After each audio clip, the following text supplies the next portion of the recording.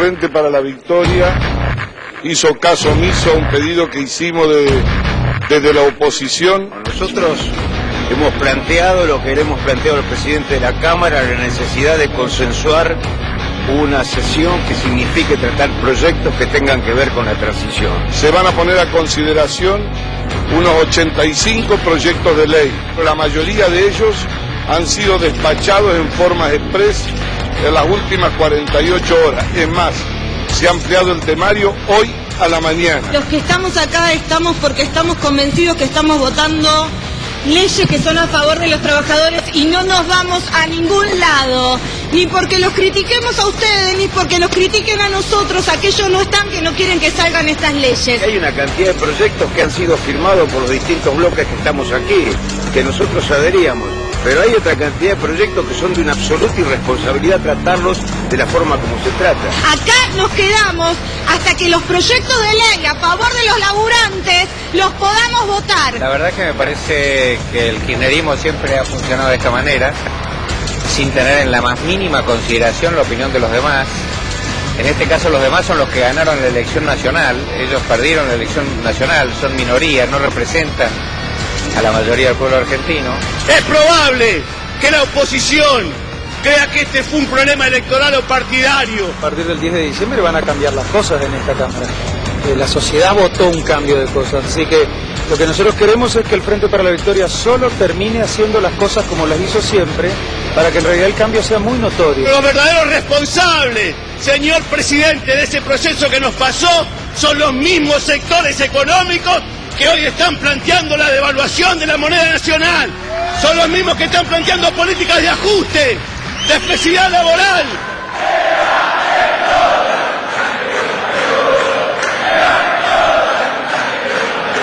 Nosotros no vamos a bajar directamente al recinto porque no vamos a avalar lo que hace Frente para la Victoria. Yo me quedo acá, pero no porque estoy de acuerdo con todo lo que estuvieron haciendo. Me quedo acá porque soy consecuente, porque con otros compañeros somos consecuentes y defendemos los intereses de los trabajadores y trabajadoras. No vamos a participar de la sesión, vamos a dejar que terminen ellos solos haciendo estas cosas que me parece como una especie de abuso de poder. El 10 de diciembre se van a elegir las autoridades de esta Cámara con total tranquilidad y a partir del 10 de diciembre el trámite parlamentario va a ser como siempre debió haber sido, normal. Entonces están terminando su mandato legislativo de la misma manera que lo ejercieron, lo cual es muy lamentable. Creo que esto fue lo que se derrotó en las urnas en las elecciones anteriores.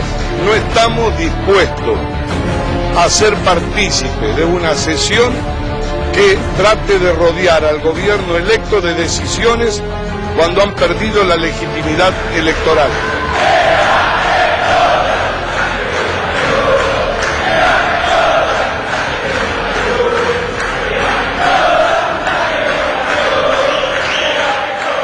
Hasta ahora la transición se venía jugando en dos frentes, el frente económico por un lado, el frente de las designaciones por el otro, pero hoy irrumpió un tercer escenario que fue el del Congreso.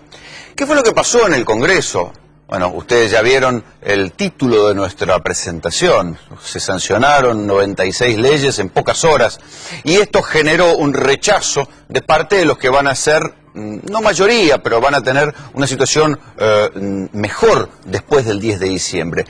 Sin embargo, fue también la manera de comprobar que toda la discusión esta de los modos, ¿sí?, de si es correcto, los modos, buscar los consensos, se termina cuando aparecen las ideologías. Esto fue lo que pasó hoy en el Congreso, ¿sí? Los diputados de izquierda, que habían sido muy opositores a buena parte de las cosas del Frente para la Victoria, cuando vieron que había proyectos que cerraban con sus ideas, fueron a dar quórum y no les importó los insultos en las redes sociales, que le dijeran que eran funcionales al oficialismo, nada de esto les importó. Fueron a dar quórum y fueron a votar y a debatir en algunos casos de manera positiva, porque los proyectos coincidían con sus ideas. Entonces, mucho se debate sobre los modos, sobre que hay que ser con sus ideas. Entonces, mucho se debate sobre los modos, sobre que hay que ser correcto, no discutir, consensuar, pero cuando las leyes se discuten en función de las ideas, vuelven las viejas categorías que yo siempre les recuerdo. vuelven las nociones de izquierda y de derecha. Y esto, a la hora que la política se pone brutal, es lo que reaparece, y fue lo que reapareció hoy. Eran una cantidad de proyectos que tenían que ver con mejoras para trabajadores, una expropiación emblemática como la del Hotel Bauen, la creación de una empresa estatal como Yacimientos Carboníferos Fiscales, una empresa que va a beneficiar a Santa Cruz. Y bueno, se aprobaron estas leyes en una maratón récord. ¿Fue estético? No, no fue estético. ¿Fue legal? Y sí, fue legal porque el mandato dura hasta el 10 de diciembre. La oposición quedó enojada, sí, enojadísima. ¿Va a cambiar los modos la oposición?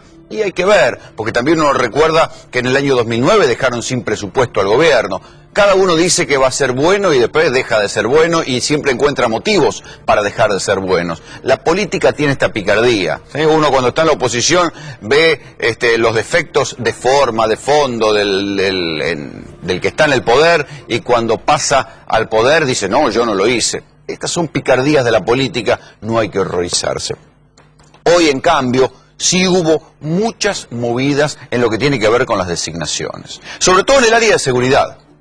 El primer detalle que llama la atención es que Eugenio Bursaco va a ser quien secunde a Patricia Bullrich en el Ministerio de Seguridad. No sé si les suena el apellido Bursaco. Yo sé también que a veces no hay que recordar, miren que no es pro recordar cosas que, sacar archivo con cosas que no son de buen tono cuando el gobierno no asumió, pero alguien las tiene que decir, muchachos. Eugenio Bursaco es el hermano de Alejandro Bursaco, es un señor que está preso en los Estados Unidos por un escándalo de corrupción mundial que me llevó presos y arrastró a Blatter, al titular de la FIFA, a buena parte de los dirigentes sudamericanos del fútbol. Ese escándalo mundial de la corrupción en la FIFA, bueno, Alejandro Bursaco, que era el CEO de la empresa Torneos y que era el que manejaba los derechos de la Copa América y de buena parte de los mundiales que vienen para América Latina, sigue preso en Estados Unidos.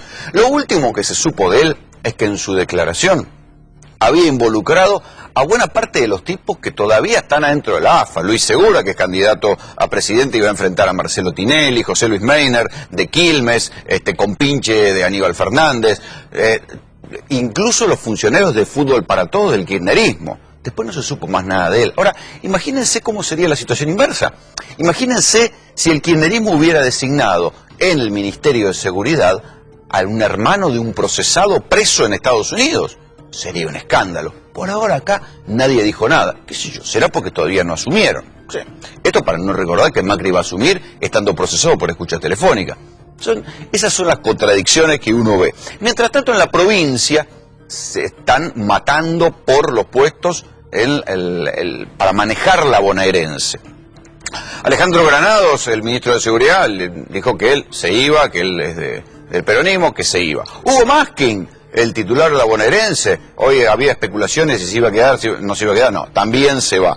El que sí se quiere quedar es Fernando Jantus, que es el segundo de Alejandro Granados, y está esperando ahí a que lo llamen, no se va a quedar. Hay mucho muchacho que quiere pasar del kirchnerismo a la administración del PRO, y sin embargo, por ahora no hay nombre. Cristian Ritondo es el ministro de Seguridad y todavía anda buscando funcionarios, porque claro, Macri aspiró todos los funcionarios de peso y con experiencia, se los lleva para la Administración Nacional. ¿Cuántos van a quedar en la provincia de Buenos Aires? Ahí anda Ritondo buscando con lupa quién va a poder estar en la bonaerense. Y después está la cuestión de la economía. Lo que vuelve y vuelve y vuelve es la preocupación por la economía y la preocupación por los aumentos. Nosotros empezamos a hablar ayer de los aumentos por las dudas, de los aumentos preventivos, del clásico criollo de la remarcación por si las moscas. Bueno, hoy quedó confirmado, ya empezaron a saltar los titulares de cámaras empresarias diciendo que sí, que aumentó la carne, que aumentaron los pollos, que sí, que los aumentos están y que están en el orden del 10 al 20%, tanto que hay algunas consultoras económicas que están evaluando que la inflación de este mes, sobre la ya alta, incalculable del gobierno o de las consultoras privadas, pero que se va a duplicar sobre lo que ya venía, ¿sí? Este va a ser el clima con el que Mauricio Macri va a tener que asumir el poder. Bienvenidos, esto es Tercera Posición. Va a tener que asumir el poder. Bienvenidos, esto es Tercera Posición.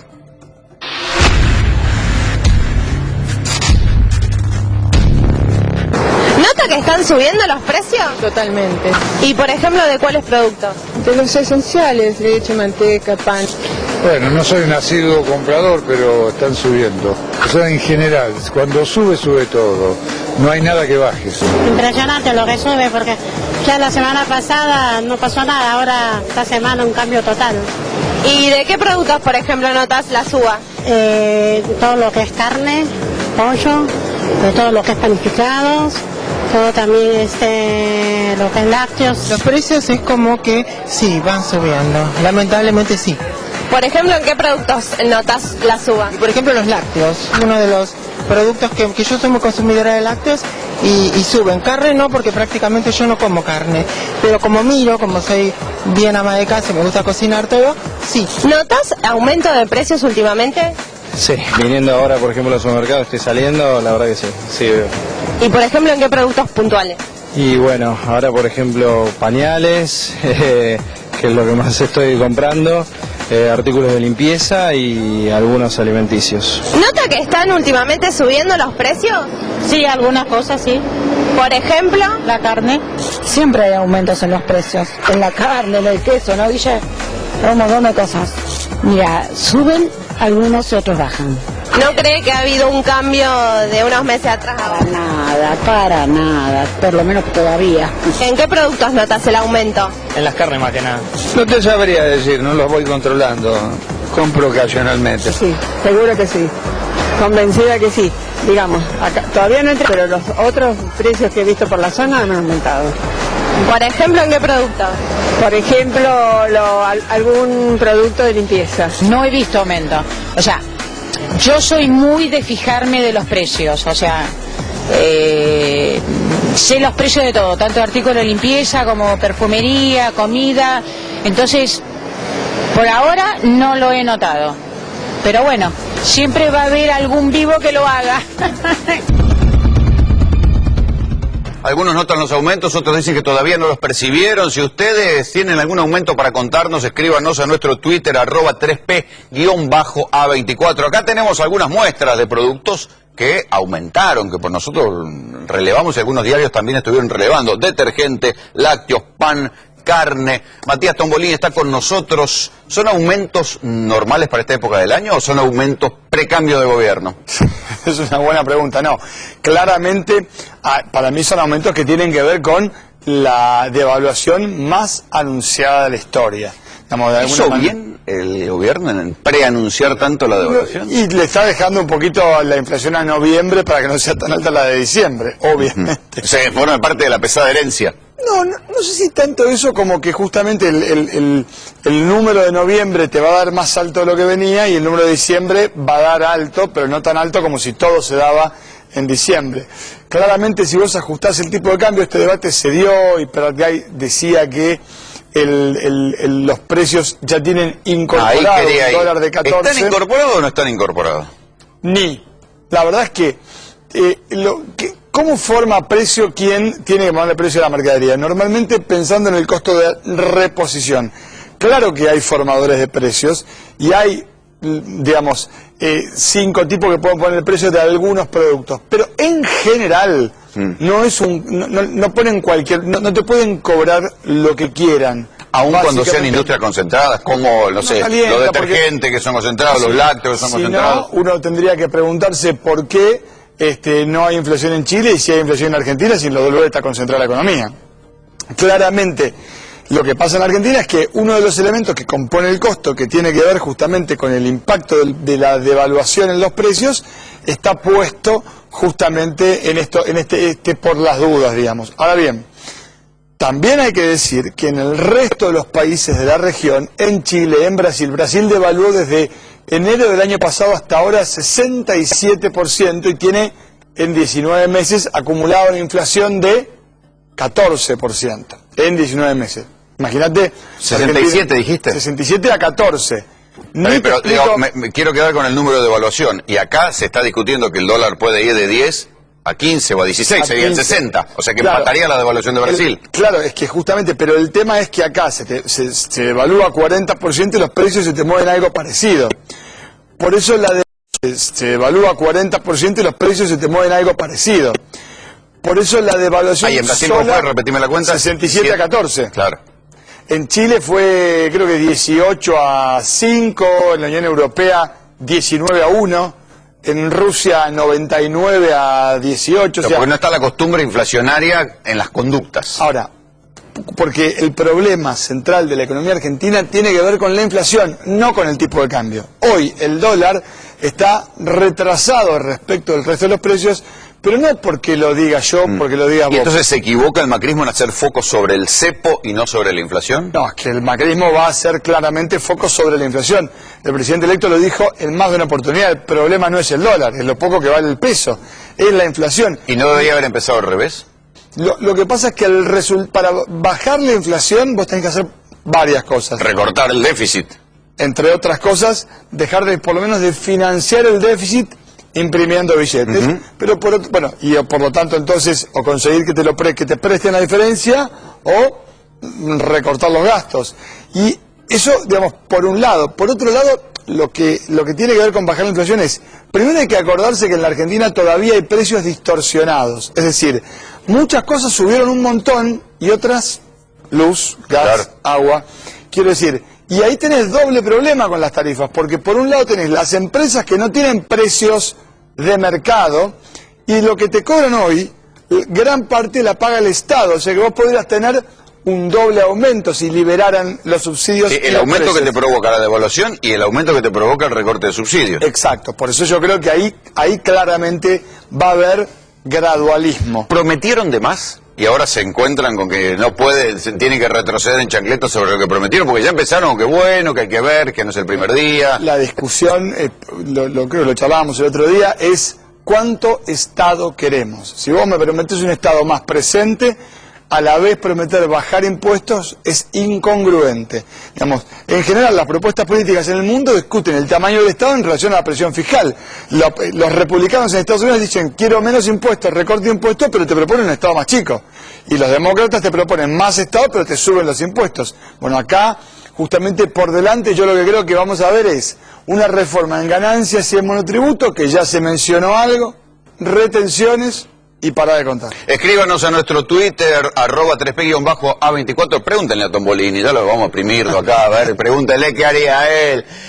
Todo el año aumentaron y ahora en esta fecha para las fiestas siempre aumentan, es verdad, hay un aumento estacional siempre a fin de año. Absolutamente hay un aumento estacional, y vale decir también que encima estamos en un momento en donde los controles de la Secretaría de Comercio se relajaron. Te saludaron, dijeron arreglate. Empezó el famoso La Molina, siga. Entonces, eso permitió también justamente que se levanten los cartelitos. Y los cartelitos de precios cuidados. Bueno, no solo se levantaron, sino que muchas cosas de precios cuidados desaparecieron. Bueno, está el cartel y está el hueco. Bueno, eso yo creo que el gobierno entrante lo va a respetar. Pancho Cabrera ya dijo, Francisco Cabrera dijo, sigue precios cuidados por lo menos por 6 meses. El hecho de que siga precios cuidados y siga la hora 12, ¿no es la admisión de que van a tener un problema con la inflación y con el consumo? Por supuesto, porque aparte lo que hay que entender es que van a tener que estimularlo, No, van a tratar de que no se caiga. Si vos querés bajar la inflación, crecer a la vez no se puede. O sea, las dos cosas simultáneamente no se pueden. Es una relación inversa, un trade-off que es, digamos, inherente a lo que... Porque, ¿sabes por qué básicamente? Porque bajar la inflación tiene que ver con, desde el punto de vista de la mirada del macrismo, ¿no? Los modelos en pugna. ¿Qué te dice el gobierno? Primero consumí, que después invertís y después creces. ¿Qué te dice el macrismo? No, invertí, crecés sano, que eso empuja el empleo, mejora el salario y por lo tanto luego se consume. En los países normales, no sé si en Argentina. Pero para invertir, ¿qué necesitas hacer antes? Ahorrar. Y si ahorrás, ¿qué dejas de hacer? Consumir. Bueno, entonces, justamente, esta idea de que crezca el consumo mientras baja la inflación es incongruente. La inflación alta empuja el consumo. Por eso la inflación del año que viene va a ser diferente de la inflación del año pasado, de este año. Por ahí hasta inclusive ganás más o menos... No, pero no por el monto. Por ahí ganás más o menos la misma plata en términos reales. Si midieras tu sueldo en kilos de pan. Lo que pasa es que la vas a usar distinto. Si antes vos ganabas 100 pesos igual a, ponele, 10 kilos de pan, vas a ganar 130 pesos igual a 10 kilos de pan, pero en vez de ir tanto al cine o comprar tanto pan, vas a usar una parte de tu salario para gastar otras cosas. Por ejemplo, pagar la luz, pagar el boleto de colectivo, aparte de tu salario para gastar otras cosas. Por ejemplo, pagar la luz, pagar el boleto de colectivo o pagar el gas o el agua. Y ahí está el principal desafío de Macri. ¿Cómo va a cuidar justamente los sectores más postergados? Yo creo que tiene puesto el foco ahí.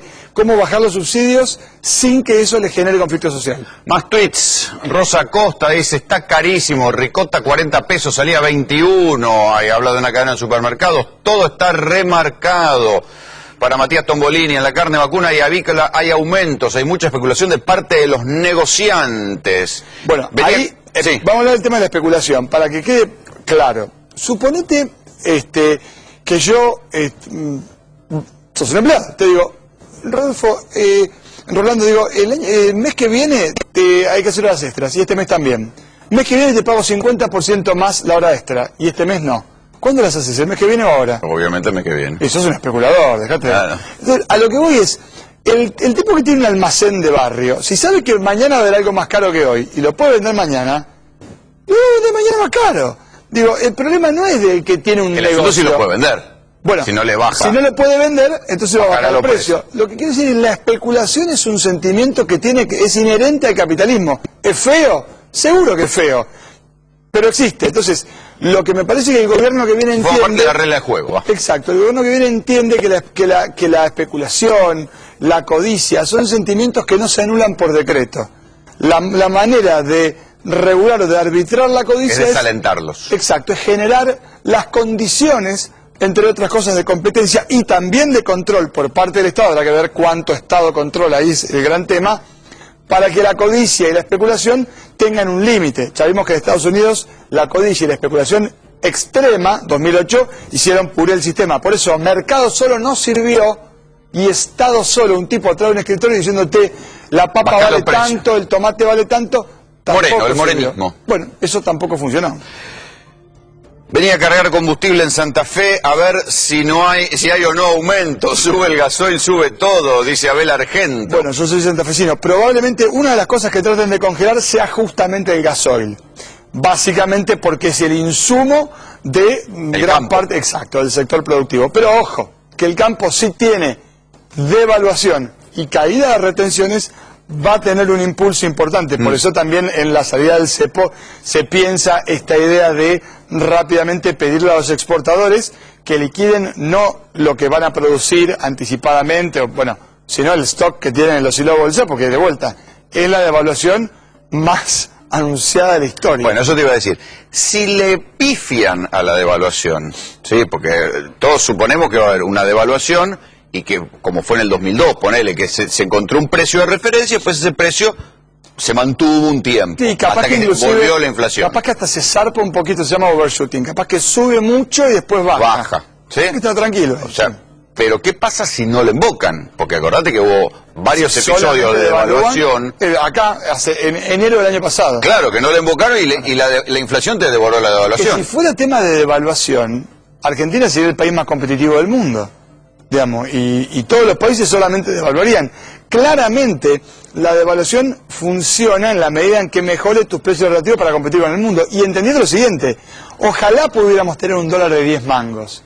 Pero la verdad es que la ficción del dólar de 10 pesos sirve para... Es como la ficción del 1 a 1 a esta altura. Bueno, exacto. Vos tenés un salario alto en dólares. Muy bien, te felicito, Rolando. Ahora, te pregunto, ¿podés comprar algo importado? No, porque no dejan que ingresen lo importado. Entonces, tenés un salario en dólares que no puede usar los dólares, que nadie tiene. Y que paga artículos a precios carísimos en el mercado interno. Exacto. Mira, hoy de Pablo daba un ejemplo que es buenísimo, que lo da en la facultad. Decía, un tipo va a comprar una vaca. Entonces llega a la hacienda y dice, ¿cuánto vale la vaca? 2.000 pesos. Qué caro, pero si en la hacienda al lado me valen a 1.500. Bueno, vaya a la hacienda al lado. No, pero no quedan más. Bueno, entonces no vale 1.500, porque no es más de 1.500.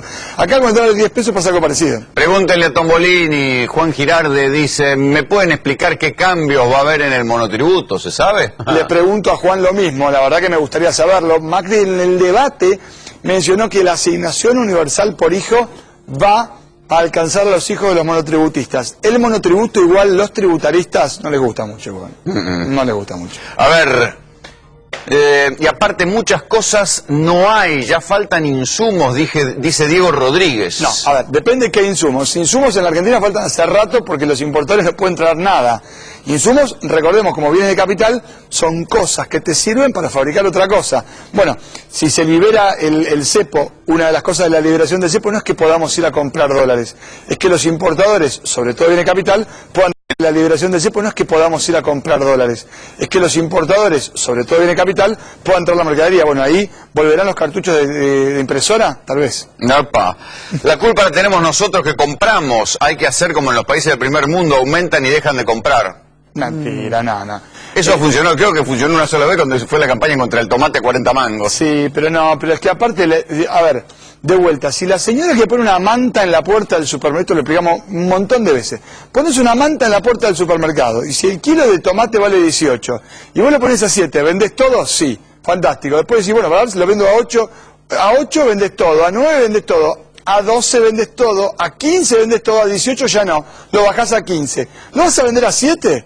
¿Por qué? Si a 15 también te lo pagan. Ahora, suponer que nos podemos poner de acuerdo entre todos para tener un comportamiento, no existe. Pero no es que no existe acá. No existe eso que dicen que en el primer mundo, que no sé qué diferencia hay con este mundo. No. Si hay algo caro en el primer mundo no lo compran porque les parece caro. Lo que pasa es que acá, con tener 25 puntos de inflación, perdiste referencia de precios.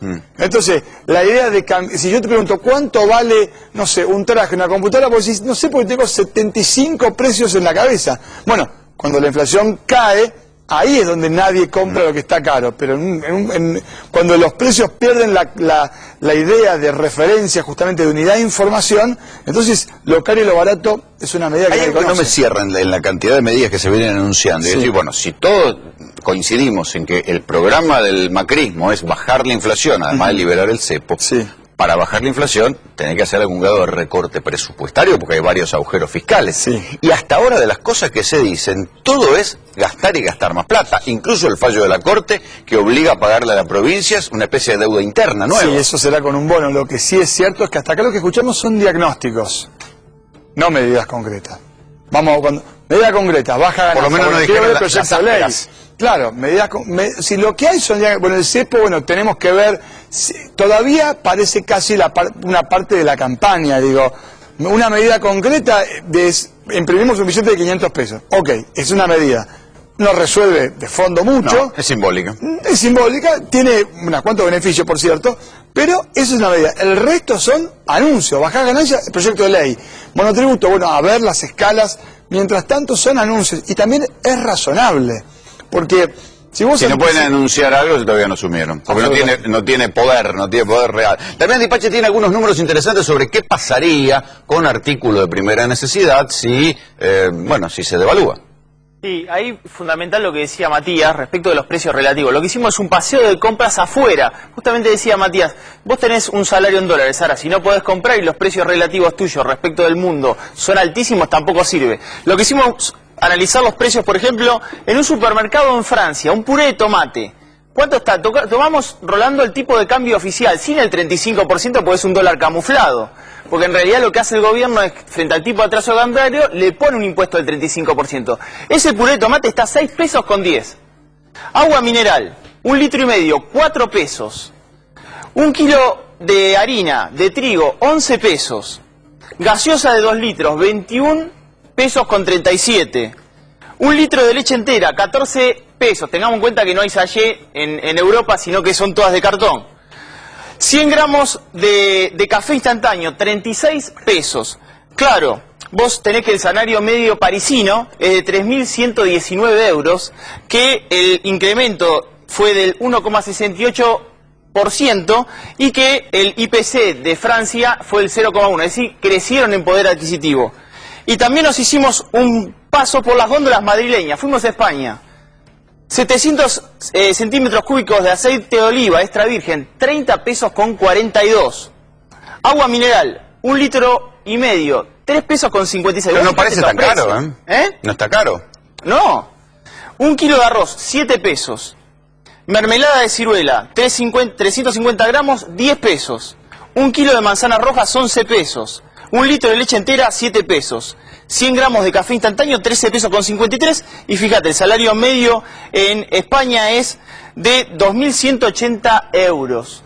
¿Y qué pasa cuando pasamos al caso argentino? Bueno, el salario medio en el caso argentino es de 10.800 pesos, lo cual equivale a 1.061 euros.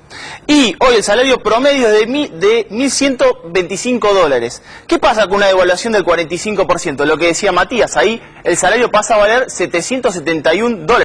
Del 45%, lo que decía Matías, ahí el salario pasa a valer 771 dólares. Hay que ver qué compras con esos 771 dólares.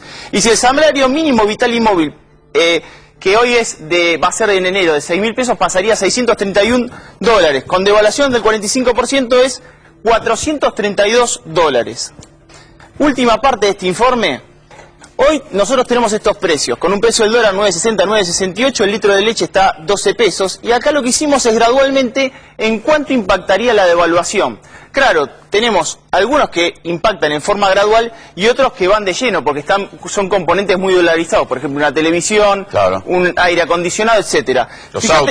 Los autos, fíjate el litro de leche, hoy lo tenemos en 12 pesos, a un dólar del 11 sería 14 pesos, 12, 15 pesos, 13, 16 con 20, 14, 17 con 40. Ahí estaríamos en más o menos... Matías, ¿hay alguna regla? Por ejemplo, por ejemplo, en el 2002 la devaluación fue del 400%, de 1 a 4. Y la inflación, o sea, fue el 400, pero la inflación anual de ese año fue del 41. Sí. ¿Hay alguna regla que se pueda calcular? De vuelta, porque es lo que yo te explicaba antes de Brasil, de Chile, de Rusia, de la Unión Europea. No necesariamente toda la devaluación se tiene que transmitir hacia los precios, porque el problema no es el dólar, sino los precios, sino la inflación. Entonces, la pregunta no es cuánto van a devaluar, sino cuál va a ser el programa económico para combatir la inflación. Y eso es lo que todavía no se sabe. Cuando sepamos eso, también vamos a poder percibir hasta dónde, porque, por ejemplo, ponle que devalúan, insisto, que devalúan sin saber hasta dónde va a llegar, diciendo, bueno, hasta acá lo dejamos subir, y levantan un montón la tasa de interés. Bueno, mucha gente dirá, me sirve más colocar un plazo fijo al 60% que irme al dólar. Entonces, capaz que eso atenúa la subida del precio del dólar y, digamos, incrementa la cantidad de gente que va a plazo fijo. Pero, por supuesto, si sube ese ahorro, cae el consumo, cae la actividad y puede tener algún tipo de impacto en el empleo. Entonces, de vuelta, el tema es ¿cómo combatir la inflación? Francisco Quintana, legislador porteño por el PRO. ¿Qué debaten ustedes sobre qué es lo que se puede venir? ¿Cómo la ven?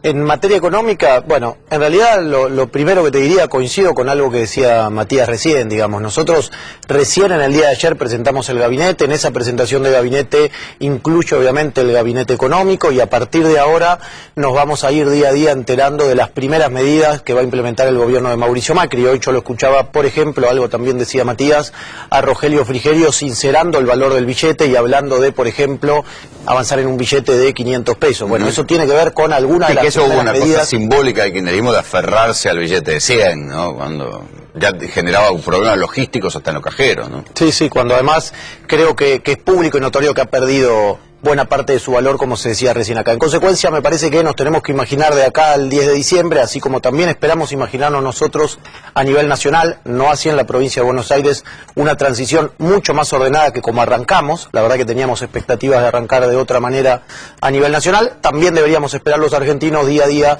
ir conociendo distintas medidas de los principales referentes económicos que ocupan, y está bueno aclararlo para ver el valor que le da este equipo a estos temas, no solo áreas vinculadas tradicionalmente a la economía, sino ni más ni menos que el Ministerio del Interior, por ejemplo, en cabeza de Frigerio. Alberto de Facio, senador de la provincia de Buenos Aires, del Frente para la Victoria. ¿Hay un agujero de plata en la provincia de Buenos Aires? Buenas noches. ¿Qué tal? Ya que estamos hablando de plata.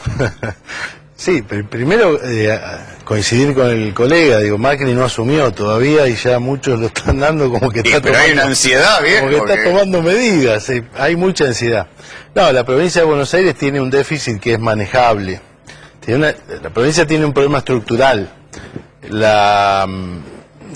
que excede a cualquier gobierno. Scioli ha bajado considerablemente ese déficit, pero todavía subsiste. El año pasado, por ejemplo... ¿Cuánto es el porcentaje? Hablan de de 15.000 millones. El año pasado... Y eso no, en porcentaje. Para la provincia es mucho, poco. Es poco, es manejable, digamos, porque tiene un presupuesto de 300.000 millones y este año va a ser... ¿Es verdad que cada fin de año tenían que ir a pedir un salvataje al Tesoro Nacional? No. Desde el 2012 que no se pide. El año pasado hubo superávit. Este año tenemos un pequeño desfasaje que se puede cubrir con la emisión de una letra y un bono a proveedores. Es algo muy sencillo, digamos.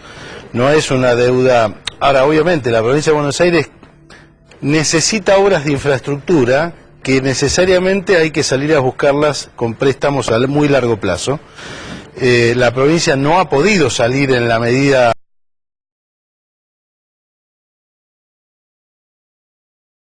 con préstamos a muy largo plazo. La provincia no ha podido salir en la medida que nos hubiese gustado en estos años, y el nuevo gobierno, si tiene un contexto internacional que favorezca una buena tasa de interés, va a tener la posibilidad de... En el discurso del PRO parece que las soluciones, tanto a nivel nacional como provincial, son sencillas. ¿Son tan sencillas en el caso de la provincia que conocen vos?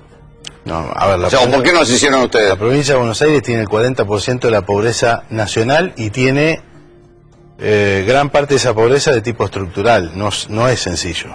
No es sencillo. Si nosotros no, yo te lo dije una vez, si nosotros no modificamos la visión del país y, digamos, del ordenamiento territorial y seguimos logrando migraciones internas hacia el conurbano, este país no va a tener resolución. Si nosotros no logramos que la persona que nace en Catamarca tenga vivienda, que tenga salud y que tenga trabajo en Catamarca o en Santiago, donde sea, y no tenga que emigrar para que eso su familia pueda vivir, cada día se va a agravar más. Ante un ajuste económico, ¿es explosivo el conurbano?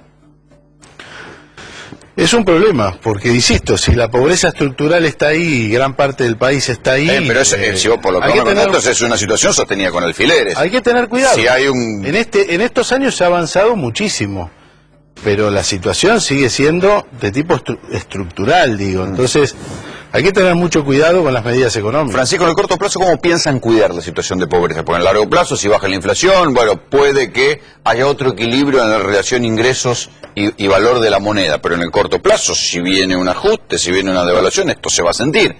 En el conurbano, donde están los sectores más pobres. Sí, yo... Quiero aprovechar las palabras de Alberto para decir en primer lugar, Rolando, que efectivamente nosotros estamos muy lejos de subestimar el desafío de gobernar la provincia de Buenos Aires. Y de hecho por eso yo quería reivindicar, y aprovecho su presencia en el programa, cómo nosotros venimos encarando, y el nosotros incluye al ciolismo y al macrismo, la transición en la provincia, sobre todo a la luz de la comparación con la transición a nivel nacional. O sea que ellos son benévolos y en el gobierno nacional está el cuchillo entre los dientes. Yo no hablaría de buenos y malos. La provincia se definió antes. Exacto. Entonces, qué lindo que la gente se quiere y dialoga. Pero me parece que está bueno y es parte de lo que nosotros venimos también a querer aportar a la política contemporánea. Digo, reconozcamos cuando nos podemos entender a pesar de las diferencias. Y en el caso de la provincia es un buen ejemplo porque, como bien decía Alberto recién, la definición de la provincia fue anterior, nosotros éramos adversarios de Daniel Scioli y sin embargo nos podíamos sentar a distintos niveles a dialogar con funcionarios de ambas administraciones. Y en esa línea, por ejemplo, creo que la mejor muestra de en qué medida a nosotros nos preocupa la situación de la provincia en general y del conurbano en particular es que muchos de los funcionarios de primera línea de la administración de Mauricio Macri van a tener responsabilidad en la provincia. Empezamos a definir la provincia antes de definir si vamos a ser gobierno nacional o no. Vos al principio del programa dabas un ejemplo que es Cristian Ritondo. Cristian sonaba como uno de los eventuales ministros inclusive a nivel nacional y termina acompañándole a María Eugenia.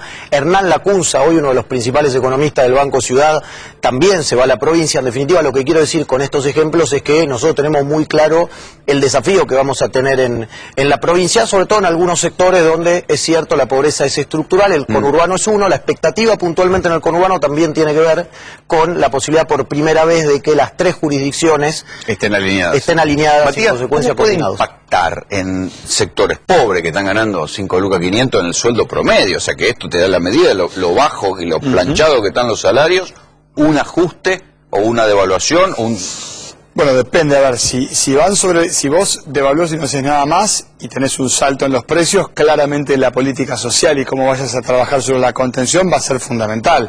Por eso precios cuidados va a ser una herramienta inicialmente como muy importante. Y después por supuesto, la manera en la que se implemente un recorte en los subsidios. Y eso es muy difícil. La sintonía fina de la que hablaban en la primera parte del segundo mandato de Cristina, que empezó... Quedó trunca con el fallo de los fondos buitres. No, quedó trunca con el accidente de Once.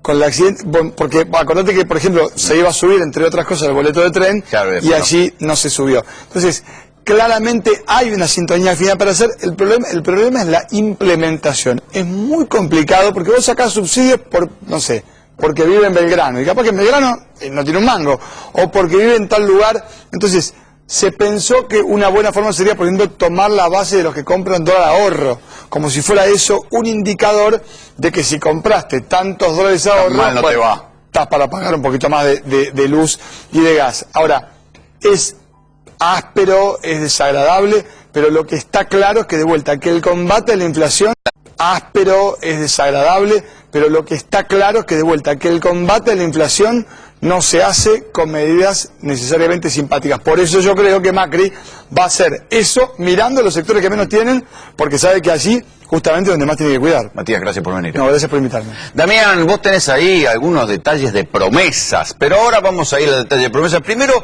vamos a repasar una promesa de campaña que hizo quien será el ministro de Transporte, Guillermo Dietrich.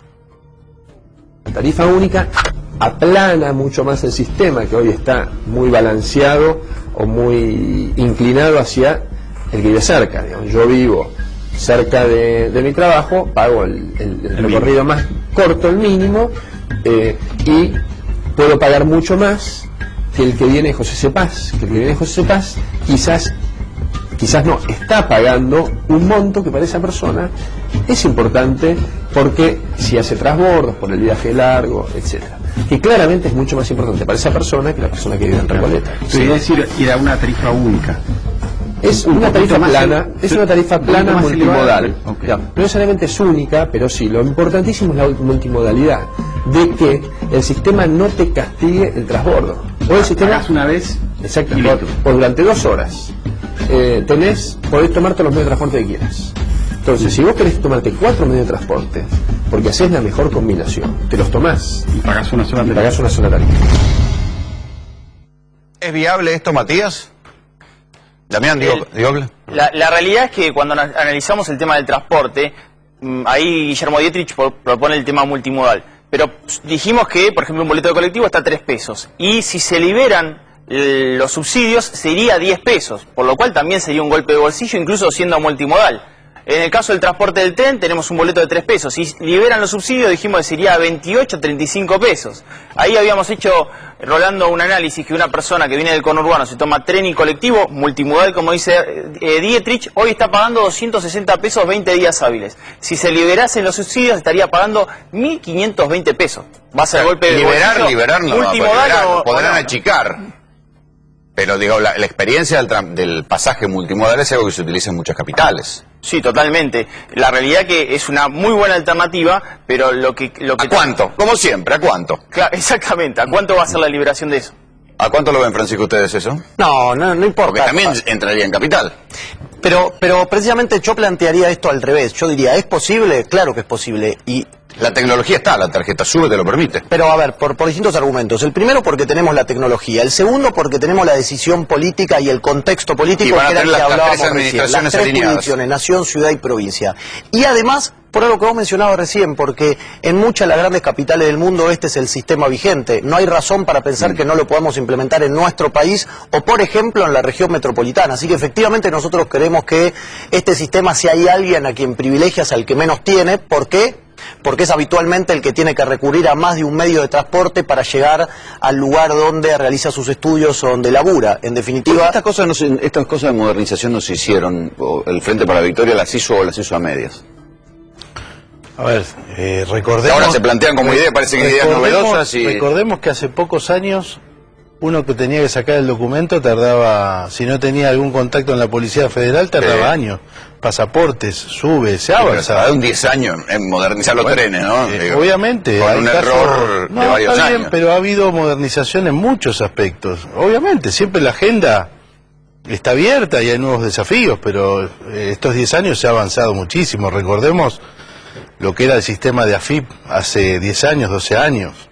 Cuando asumió este gobierno había una precariedad. Obviamente la tecnología va avanzando y hoy tenemos instrumentos informáticos y tecnología que nos permiten hacer cosas que no podíamos hacer hace tiempo. Y esto cada día se va a acelerar más. Cada día vamos a tener más instrumentos. Hablando de promesa, vamos a ver qué prometía Rogelio Frigerio y si lo puede cumplir. El tema cepo. ¿Es verdad? ¿Ustedes lo levantarían en 24 horas, en 48, nosotros, en 42 horas? Nosotros vamos a arrancar el programa económico levantando el cepo. Vamos a levantar el cepo. ¿Por qué? Porque no es por casualidad que la Argentina no crece desde hace 4 años. No crea empleo desde hace 4 años. Desde hace 4 años que tenemos cepo. Puede levantar el cepo, esta es la promesa fundamental, la que va a quedar como promesa fetiche del macrismo, Damián. Sí, la realidad es que hoy estamos con 25.000 millones de dólares de reserva y fíjate que el Banco Central de la República Argentina le pide a la banca privada que haga un encaje de su situación patrimonial del 15% de la tenencia.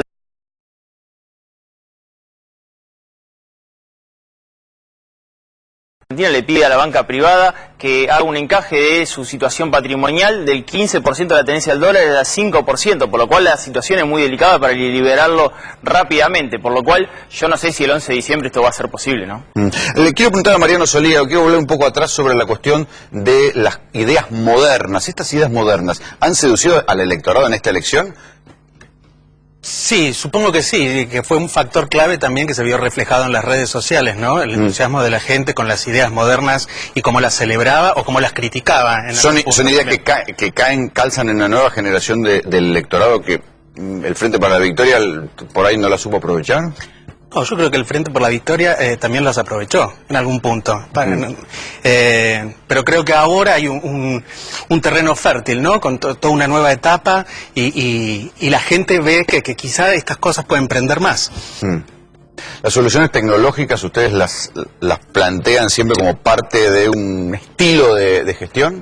Sí, de hecho creo que el mejor ejemplo de eso es la creación en la órbita de la ciudad del Ministerio de Modernización y hoy el correlato que probablemente haya también a nivel nacional. Nosotros creemos que la aplicación de la tecnología para ahorrarle tiempo al vecino en materia de trámites, en materia de transporte de sus casas al trabajo o a los lugares donde estudian, el buen uso de la tecnología es fundamental en definitiva para mejorarle la calidad de vida a los argentinos. Lo hemos implementado en la ciudad en un camino que nosotros pretendemos profundizar durante la gestión de Horacio Rodríguez Larreta en muchísimas medidas, desde por ejemplo poder pagar tus multas a través de internet, haber informatizado todo el sistema de faltas en la ciudad de Buenos Aires. Está bien, pero después queda esta cosa asimétrica, ¿no? Uno puede pagar la multa por internet, pero el hospital todavía la gente va a hacer cola a las 4 de la mañana.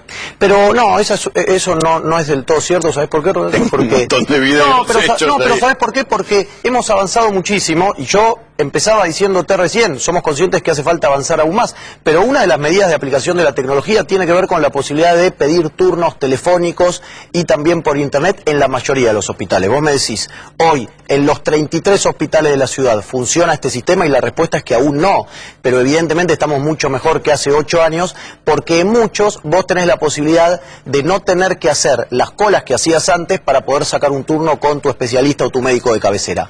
Obviamente nuestra aspiración o nuestro compromiso, y así lo hemos manifestado en la campaña local, es extender este sistema a todo lo que tiene que ver con la salud pública en la ciudad. ¿Funcionan estas cosas de gestión electrónica o gestión a distancia? ¿Funcionan o hay una parte de la población que queda excluida? Bueno, esto hablábamos un poco el otro día, ¿no? Que hay una parte de la población que quizá no tiene acceso a la tecnología constante, ¿no? Que o no tengo el dinero para mi plan de datos o no tengo el dinero para ir a un locutorio a hacerme el trámite. Pero definitivamente la tecnología le ha facilitado un montón la vida a la gente que necesita hacer trámites, que necesita, no sé, trabajar sobre su salud o solucionar un tema sobre su salud, así que definitivamente... Ayer Cristina anunció una especie de Netflix criollo, ¿no? Que va a permitir ver películas, ¿sí? Y ahí tenemos en la página. Hoy empezaron ya las críticas, ¿no? Que hay buena parte de las películas no están en HD, que se ve, pero que está lento, que no tiene aplicaciones para teléfonos celulares y para tablet. Y por supuesto, empezaron las memes sobre esto, ¿no? Ahí está una para vos, Alberto Pobre Scioli, lo pusieron con El Resplandor ahí como como para la película criolla, una versión de Scioli de Resplandor. ¿Cómo quedó Scioli después de la derrota? El lunes a las 7 de la mañana estaba llamando a todos los colaboradores. ¿Para laburar? El martes estaba recorriendo, inaugurando un hospital, no, estaba con todas las pilas. Netflix criollo ahí, los Juegos del Hambre, esta ya un poco más, más de humor negro, ¿no? Situación de algunos sectores de pobreza en la Argentina. Acá dice... Claro, dice, no puede coincidir con la contraseña de AFIP, pone uno acá. Impresionante la creatividad de las redes, ¿eh? Sí. La verdad que es... El planeta de los simios, está un poco gorila, un poco gorilismo explícito, muchachos, con los de Unidos y Organizados. Ahí, gorilismo picante. Los muertos vivos, a ver... La gran protagonista Walking Dead hacen de muertos, obviamente, claro, las venganzas después de la derrota electoral. Lo interesante es que la gente la firma, la firma. Los miserables, bueno, ya está, con todos los derrotados, la firma. Los miserables, bueno, ya está, con todos los derrotados, riéndose, Claro, y fíjense cómo se toma el significado de un anuncio y después lo dan vuelta para la propia burla, ¿no? Este es el nivel de debate de las redes sociales. ¿Son la nueva esfera pública? ¿Fueron el foro romano o la discusión de lo que era la plaza pública en otros lugares? Yo creo que sí, definitivamente. Sí. Sí, y además, como en este caso con los memes, como descomprimen, ¿no? Como en algún... nos permite a través del humor... darle curso a temas que tal vez en otro ámbito no los haría o no estaría cómodo haciéndolo. En términos de masividad muchas veces no representa lo que representa la radio o la televisión, mucho menos, pero funciona como una piedra en el agua, lo que muchas veces lo primero que cae en las redes sociales después se va volviendo más masivo en otros ámbitos. Sí. Una promesa más. A ver. La propuesta nuestra es unificar todo en un precio, da lo mismo que usted sea productor, consumidor, ahorrista, turista, lo que fuera, inversor, interno, externo, con la propuesta nuestra, que va a ser coherente con todo un programa económico, lo que va a suceder es que va a subir el oficial, que no afecta prácticamente a nadie, y van a bajar todos los otros que afectan a la gran mayoría de la población. Damián, ¿se puede cumplir esta? ¿Cómo estamos? Bueno, la realidad es cuándo, cómo, cuánto... Y lo importante ahí es la realidad, que volvemos al mismo tema. Hoy sin reservas esto no se puede hacer. Brad Gacy es una persona muy pero muy amigable con el sistema financiero internacional. Se espera que tenga una alta participación en las negociaciones con los holdouts y puedan... Otra vez, yo sé que quedo así mal, pero nadie le recordó tampoco lo de la lista del HSBC, ¿no? Digamos, de la lista de los 4.040 cuentas del HSBC. Bueno, pero no importa. Esas cosas solo las recordamos nosotros, que somos gente de mal gusto, mala. Les agradezco a todos que hayan venido. Gracias. Así nos vamos. Esto fue Tercera Posición. Buenas noches.